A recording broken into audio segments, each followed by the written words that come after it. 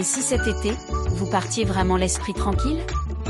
Avec France Pay, quel que soit votre pays de résidence, ouvrez un compte 100% français, un RIB français, une carte bancaire française, et accédez aux avantages et services réservés normalement aux résidents. Et avec le compte Premium, bénéficiez en plus de l'option rapatriement vers votre pays de résidence ou en France. Parce que voyager sereinement, c'est aussi savoir qu'on est protégé. Cet été, réservez, dépensez, voyagez, sans contrainte, sans tracas. France Pay, la France dans le portefeuille. Bonjour et bienvenue dans Initiative Expat. Je suis Jérémy Michel et ensemble, nous allons mettre en lumière des expatriés engagés et leurs projets réalisés pour les Français de l'étranger. Initiative Expat, le podcast des expatriés engagés. Ravi de vous retrouver pour ce nouveau numéro d'Initiative Expat. Aujourd'hui, cap sur l'Espagne et plus précisément à Barcelone pour partir à la rencontre de deux Françaises engagées au service de la francophonie et de l'enfance. Mes invités du jour, la présidente de l'association Mosaïque, Elena Thuillier, et Tiffaine, qui est actrice et comédienne. Bonjour à vous deux. Bonjour. Alors, je vais commencer par Elena, si vous le voulez bien, avant de parler de Mosaïque. J'aimerais revenir un peu sur votre parcours personnel, un petit peu de curiosité. Qu'est-ce qui vous a mené à vivre aujourd'hui à Barcelone ? Un ras-le-bol, un ras-le-bol, un besoin de soleil, de plage et de liberté. Écoutez, je pense que déjà la carte postale est parfaite. J'ai envie de venir vous rejoindre. Mais peut-être que vous, Tiffaine, qui êtes aussi expatriée en Espagne, dans votre quotidien barcelonais, est-ce qu'il y a des choses qui vous semblent encore compliquées dans votre vie de tous les jours en Espagne ?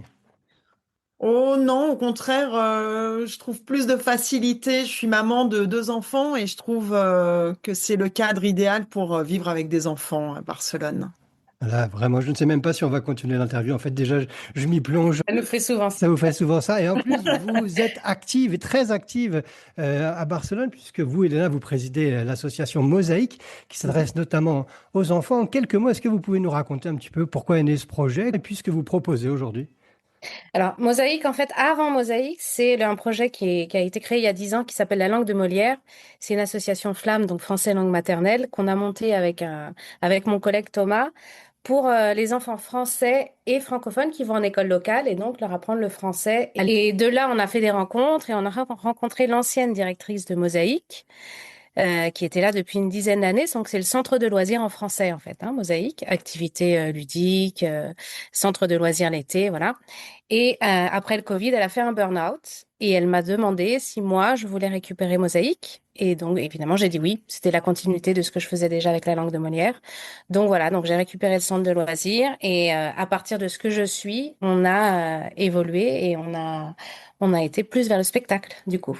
D'accord. Et avec Mosaïque, les activités ont lieu toute l'année ou c'est juste pendant la période d'été ou de vacances ou comment ça se passe entre Langue de Molière et Mosaïque ? Alors, la langue de Molière, c'est toute l'année. C'est une autre entité. C'est l'extrascolaire après l'école. Donc, c'est D'accord. vraiment des cours de français. Par contre, Mosaïque, donc c'est aussi toute l'année, mais dans les écoles. Donc, on travaille au lycée français ou dans les écoles où ils ont des activités en français, où on leur propose des activités de théâtre, de cinéma, d'art plastique. Et après, on a le centre de loisirs. C'est tout le mois de juillet. On a 5 semaines. Et d'ailleurs, on a même des Français qui viennent de France et qui passent leurs vacances à Barcelone et qui nous laissent leurs enfants la journée. Eh ben voilà une très bonne idée pour ceux qui cherchent encore un point de villégiature pour cet été. Venez à Barcelone. En plus, vous pouvez mettre vos enfants dans un cadre parfait. D'ailleurs, vos initiatives, elles sont soutenues par la France, notamment via le dispositif STAV qui accompagne les associations de Français à l'étranger. Vous avez obtenu une aide financière pour une initiative intitulée Sophio, l'écho des livres oubliés, un titre plutôt poétique. Alors, Tiffaine, qu'est-ce qui se cache derrière ce projet ? Sophio, c'est un spectacle qui est né pour notre amour des livres avec Elena. Et c'est un spectacle poétique et écologique pour amener les livres en français dans des endroits où les familles francophones n'ont pas forcément accès à la littérature infantile en français. L'idée, c'est ce personnage qui s'appelle Sophio qui parcourt les villes et les villages avec sa bibliothèque ambulante et qui, le temps du spectacle, les emmène dans sa poésie, dans son histoire. Et à la fin, on ouvre le théâtre et toutes les familles et les enfants sont invités à entrer, monter sur scène et choisir un livre avec lequel ils repartent. Alors, juste par curiosité peut-être, mais Tiffaine, Sophio, Tiffaine, c'est vous ? Vous êtes l'actrice de ce spectacle ? Vous êtes plusieurs ? Quelles sont les surprises sans trop dévoiler, mais que les spectateurs peuvent s'attendre ? Alors, il y a plusieurs personnages. Il y a Sophio, donc moi-même, mais pas que. Il y a aussi Alma, ma comparse, Voilà, c'est moi. qui, qui m'aide à installer cette librairie ambulante.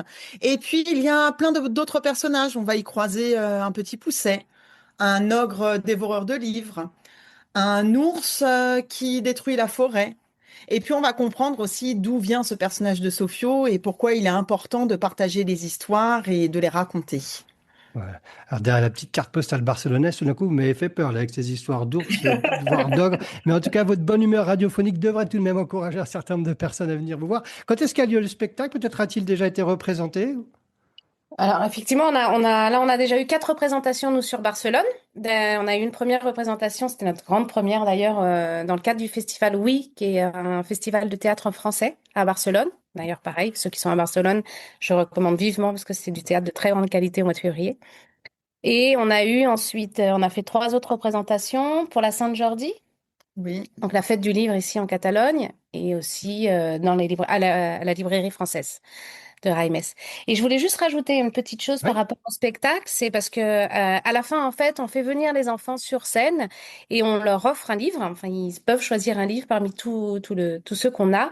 Et ça, c'est aussi grâce à une association française qui fait du désherbage, qui récupère des livres dans les librairies et dans les bibliothèques et ensuite qui les vendent soit à 1 euro. Et nous, ils nous ont offert des livres pour les enfants.